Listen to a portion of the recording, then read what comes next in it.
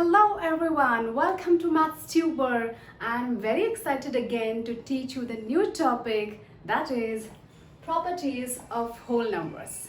In this topic, we'll be learning properties of addition, properties of subtraction, properties of multiplication, and properties of division.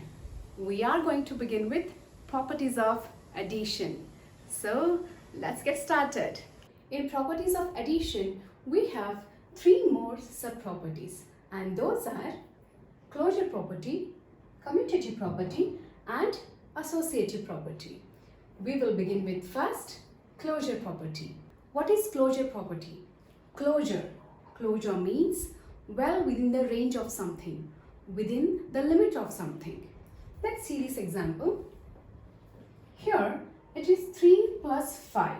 What is 3 plus 5? It is 8.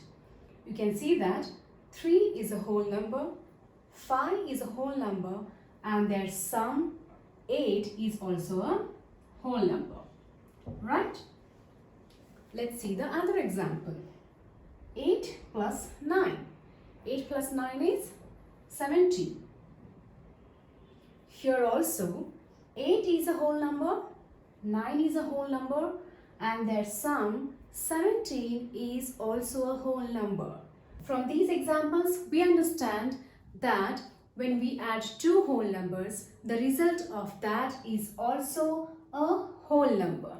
We have seen that in these examples, which means the whole numbers are closed under the addition. When you add two whole numbers, the result is well within the range of whole numbers.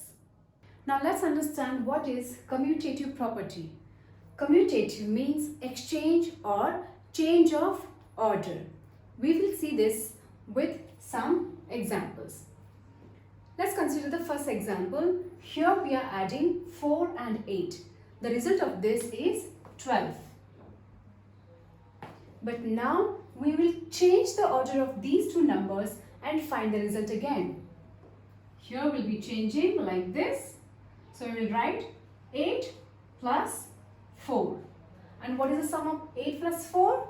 Yes, it is 12 again.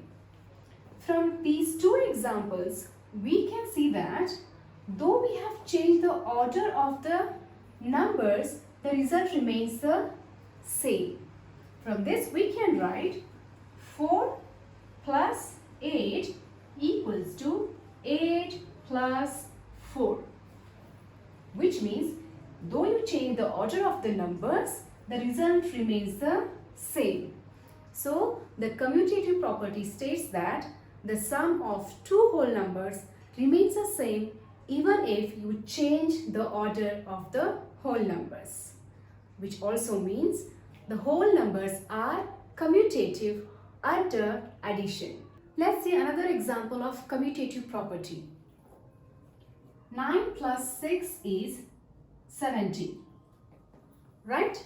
Now we will change the order of these two numbers like this. 6 plus 9 is equal to 17 again.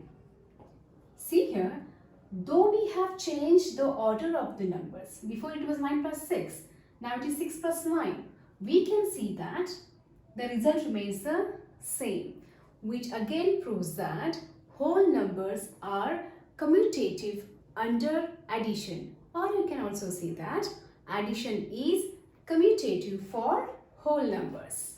We will understand what is associative property.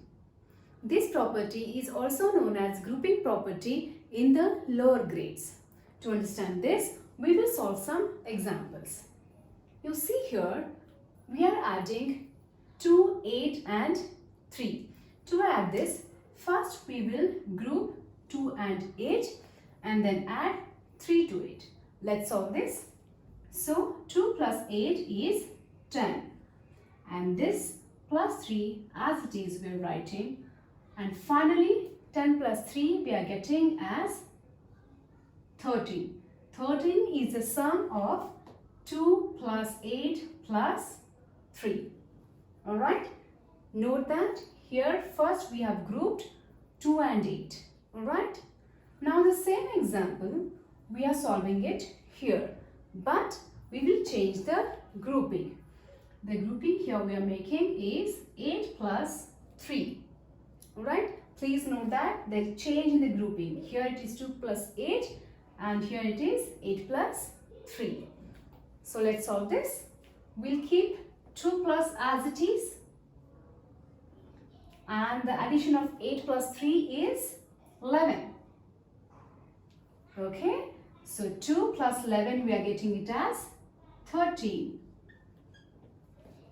So you can see here, though we have changed the grouping, we still get the same result.